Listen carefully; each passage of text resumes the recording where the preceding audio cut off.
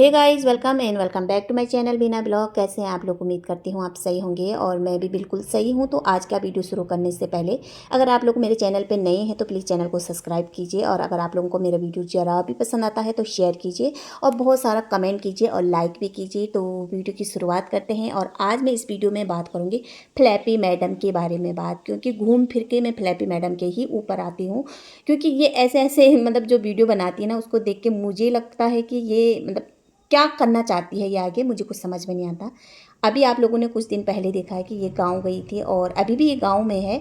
गाँव गई थी और गाँव से इसने अपने कमरे में से एक जो अपने जो पति की फ़ोटो डाली थी, जो फर्स्ट पति था इसका सूरज, उसकी फ़ोटो डाली थी। तो मुझे कहीं न कहीं लगा कि इसके अंदर कुछ ये ज़रूर न ज़रूर सूरज जी के बारे में कुछ बोल रही है, अपने फर्स्ट पति के बारे में कुछ बोल रही होगी। मगर ऐसा कुछ नहीं था, उसने सिंपल से वो फ़ोटो डाली थी। उसके बाद आज का जो वो वीडियो देखा होगा आपने, तो उसमें फिर से उसने अपने सेकंड हस्बैंड की फ़ोटो डाली है और उसमें ये टाइटल लिखा है कि भगवान करे अगले जन्म में मुझे सुहागन बने रहने देना। उस पे ना लोगों ने बहुत सारे कमेंट करा कि कुछ कर्मा होते हैं, जैसे कि आपने अगले जन्म में कुछ कर्म किए होंगे और उसी कर्म की फल मतलब जो सज़ा है वो तुम्हें इस जन्म में मिला। तुम्हारे दोनों पति तुमसे छिन गए हैं, तुम सुहागन नहीं हो और इस जन्म में भी तुमने ऐसे मतलब कुकर्म किए हैं। कोई अच्छे कर्म तो इस मैडम ने किए हैं नहीं, आप सभी लोगों ने देखा। क्योंकि इस मैडम ने जो अपने ससुराल वालों के, अपने सास ससुर के साथ जो इतने अत्याचार किए हैं, इतने सारे एलिगेशन लगाए हैं सोशल मीडिया पे, जो धज्जियाँ उड़ाई है, तो उसके हिसाब से जो अब अगला जन्म होगा तो उसमें भी मुझे नहीं लगता कि कहीं ना कहीं इसको थोड़ा सा फल मिलेगा। क्योंकि वो तो मिलने वाला है नहीं, क्योंकि इसने इतने बुरे बुरे कर्म किए। और बहुत सारे लोगों ने ये भी बोला कि भाई जो भी है इसी जन्म में भुगतना पड़ता है, अगला जन्म कोई नहीं होता, जन्म एक ही बार होता है। तो वो हमें भी नहीं पता भाई अगला जन्म होगा या नहीं होगा। हमने सिर्फ सुना है कि जन्म होते हैं और 84 लाख योनि भोगने के बाद ही जन्म जो मनुष्य योनि होगी वही होती है। तो उसमें हम कुछ नहीं बोल सकते हैं। मगर अब बात करते हैं जो ये मैडम का एक वीडियो वायरल हुआ था, जिसमें मैडम बोल रही थी कि सोमवार का फर्स्ट संडे। उसमें भी ऑडियंस ने बहुत बवाल मचाई, क्योंकि भाई पब्लिक है, पब्लिक सब जानती है। और मैडम तो इतनी फेमस है, जो इन्होंने अपनी फेमस गिरी यहाँ सोशल मीडिया पे दिखाई है, अपने सास ससुर को बदनाम करना, अपनी फ्रेंड को बदनाम करना, अपनी जो बेटी मानती थी उसको बदनाम करना। तो उसके हिसाब से ये तो बहुत फेमस है। उस हिसाब से जो बवाल हुआ है सोशल मीडिया पे, लोगों ने, रिएक्शन चैनल वालों ने वीडियो पे वीडियो बनाया और अब एक और गलती इस मैडम की पकड़ी गई। आप लोगों ने देखा, जो मैं इस वीडियो में बोलूँगी, इस मैडम ने एक जो बच्चों के लिए चैनल खोला था, तो वो चैनल के बारे में इस मैडम ने ना बहुत पहले बोल दिया था कि मैं इस पर वीडियो बनाऊँ या ना बनाऊँ। ये सजेशन मांग रही थी ये ऑडियंस से। बहुत सारे लोगों ने कहा कि हाँ आप बना सकते हो, क्यों नहीं, बच्चों के लिए। मगर उसमें वो शॉर्ट वीडियो डालना चाह रही थी और शॉर्ट वीडियो में ना कोई फ़ायदा नहीं होता, ये सभी को पता है। बहुत कम इनकम होती है और इस मैडम की इतना बड़ा चैनल है जिसमें मैडम बहुत अच्छा इनकम कर रही है। और कहीं ना कहीं रिच फैमिली वाला जो ये है वो अपने को दिखा रही है। दिखा क्या, उसकी इनकम इतनी होती है उसमें, मतलब सब जगह इनके बच्चों का फ्यूचर भी सेफ रहेगा, इसका फ्यूचर भी सही रहेगा। मतलब एक चैनल से ये इतना कमा लेती है, फेसबुक से, इंस्टा से, बहुत सारे इनकम सोर्स है इस मैडम के और बहुत अच्छे व्यूज भी आ जाते हैं। और जहाँ व्यूज डाउन होते हैं ना, वहाँ ये अपने दोनों पतियों का जो फ़ोटो डाल के जो सिंपैथी गेन करना है वो करती है, या अपने सास ससुर की धज्जियाँ उड़ाती है, या ये अंशु के पीछे लग जाती है, या कुछ ऐसे गंदे गंदे टाइटल, जैसे अभी इसने डाला कि जलने वालों ने बहुत कोशिश करें मगर कामयाब नहीं हो पाए, जैसे कि सीवी ने इनके सास ससुर की मदद की थी। तो ऐसे ऐसे टाइटल डाल के ये फेमस हो जाती है और जहाँ टाइटल काम नहीं आए वहाँ ये लाइव आके हंगामा खड़ा कर देती है, सभी लोगों को पता है। तो यहाँ पे ना जो इसने अपने बच्चों के नाम पे जो चैनल के लिए बोला था, तो सभी लोगों ने बोला कि हाँ खोल सकते हैं, क्यों नहीं, बना सकते हैं वीडियो।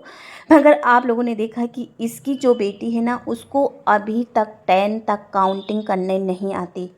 मतलब बच्ची को 2-3 साल तो हो गए प्रॉपर स्कूल जाते हुए। ये ग्वालियर में भी इसने स्कूल डाला था, शिवपुरी में भी इसने स्कूल डाला था, मथुरा में भी इसने स्कूल डाला था। तो अब तक बच्चों को 100 तक काउंटिंग आनी चाहिए, जेड तक ABCD आनी चाहिए, पूरा ब्राखरी है, पूरा जो आनी चाहिए। क्योंकि इतने छोटे बच्चों को ना घर से ही पहले सिखाया जाता है। भाई मेरा भी छोटा बच्चा था, आज 11 साल का है, मगर इस उम्र में ना, जिस समय इसकी बेटी है ना, जितनी उम्र के, उस समय तक मेरा बच्चे को तो आ क्या, ABCD क्या, काउंटिंग क्या, टेबल तक मेरे बच्चे को 15 तक आ गई थी इस समय। और इससे आगे जो पूरा एप्पल मैंगो जो स्पेलिंग होती है ना पूरा वो पूरा आ गया था। तो इसने आज तक अपनी बच्ची को 10 तक काउंटिंग नहीं सिखाई। और इसके बहुत बड़े बड़े शौक़ आप लोगों ने देखा, कभी ये डांस क्लास जाती है, कभी ये कुछ मतलब प्रमोशन का काम करती है, कभी ये इधर उधर भटकती रहती है। और इतनी सारी जिम्मेदारी मायके का, फैमिली की जिम्मेदारी, क्योंकि मायके की जिम्मेदारी तो इसके ही सर पे है, तभी तो मायके वाले इसको इतना बर्दाश्त करते हैं, तभी तो मायके वाले हर चीज़ में इसको इन्वॉल्व करते हैं। मतलब पूजा पाठ में इसी को लेते हैं, अपने घर की बहू को तो वो कभी लेते ही नहीं है, इसीलिए बर्दाश्त करते हैं ना, क्योंकि इसके पास पैसा है। तो मैं यहाँ पे इस मैडम से बोलना चाहती हूँ कि मैडम जी, आप जितना जगह जगह अपना ध्यान लगा रही है ना, जिम, डांस क्लास, अल्लाह क्लास, फलाना क्लास, उससे अच्छा अपनी बेटियों का भविष्य पे ध्यान दो। अपनी बच्ची को तूने ये तो सिखा लिया है 10 मिलियन व्यूज, मतलब इस बच्ची को किसने सिखाया 10 मिलियन व्यूज? 10 मिलियन व्यूज इस बच्ची को सिर्फ इसने माँ ने सिखाया, उसके दिमाग में डाला। और ऐसी गंदी गंदी चीज़ें ये अपनी बेटी के दिमाग में डालती है। जो फूल सी बच्ची जिसका मुंह इतना प्यारा लगता है बात करते समय, उसने इस बच्ची को इतना जहर भर दिया इसके मन में कि आपने सभी ने देखा जब इससे पूरी से निकली थी, जब ये मिलने गई थी, उसके बाद इसने एक वीडियो डाला था जिसमें वो अपने दादा दादी के लिए कितना गंदा बक रही थी। तो एक बच्चा खुद नहीं बोल सकता है, जब उसको बुलाया जाता है, उसके सामने बात की जाती है, उसके दिमाग में नेगेटिविटी डाली जाती है, उसके दिमाग में ये डाला जाता है कि तेरे दादा गलत, तेरी दादी गलत, तेरी बुआ गलत, तेरी सब कुछ गलत, तो बच्चा तभी बोलता है। नहीं तो बच्चों को इतना समझ नहीं होता कि कौन गलत है कौन सही है। और यहाँ पे ना अपनी नाना नानी को क्यों नहीं गलत बोलते हैं? क्योंकि उनके बारे में ये मैडम कभी उनके लिए गलत नहीं बुलवाती है, सिर्फ दादा दादी बुआ जो भी है ना उनके लिए ये जहर उगलाती है। तो ये अपने बच्चों के दिमाग में ना बोलते हैं ना एक जहर पलवा रही है, एक कीड़ा भर रही है। उनको अच्छी मतलब अच्छी शिक्षा देने के बजाय, अच्छी सोच लाने के बजाय, धार्मिक कार्यों में जो भी है तो ना पॉजिटिव चीज़ें दिखाने के बजाय, ये अपने बच्चों के दिमाग में एक बहुत बड़ा जहर भर रही है, जो जहर कहीं ना कहीं आगे चल के बहुत घातक बनेगा इसके लिए भी। इसके लिए तो बन चुका है, मगर इसके बच्चों के लिए। और हम नहीं चाहते कि जो राजवीर और सूरज जी के जो वारिस हैं उनके इस पे कुछ भी गलत प्रभाव पड़े।